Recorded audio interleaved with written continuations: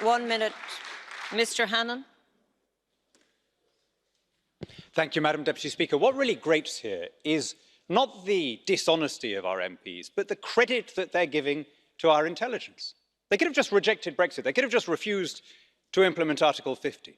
But instead, they have again and again lied and concealed their true motives. They thought that if they could string things out beyond last week, that people would blame Boris rather than the people doing the stringing out. They think that if they keep calling for an election but voting against, we somehow won't notice. They think that if they amend a bill to death with the intention of stopping it, again, we're going to fall for it. They seem to have believed their own propaganda about all Leave voters being stupid. And every time they have miscalculated.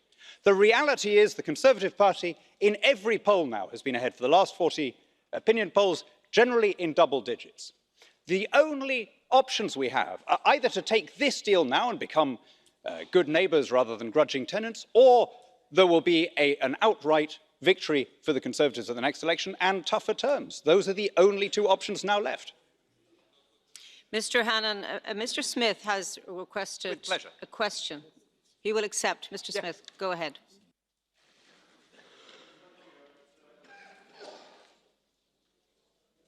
Thank you, and I am grateful to Mr. Hannan for giving way, and I very warmly endorse his criticism of dishonest politicians.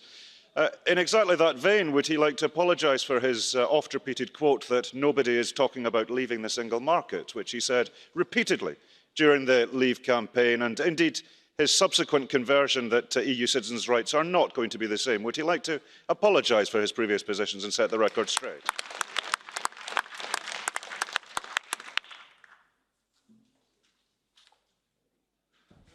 It's simply not the case that I repeatedly said that during the election campaign. You're looking at a quote from a 2015 interview before the campaign began, in which I made very clear, and I've stuck to that position all the way through, that I thought the best outcome for us would be a Swiss-type outcome. And that's a position that I took before, during and since the campaign. I have not changed my position. I wonder whether you, who have made your entire career about demanding a referendum on independence for one part of the UK, might consider the hypocrisy of refusing to accept the verdict when the UK as a whole votes for independence.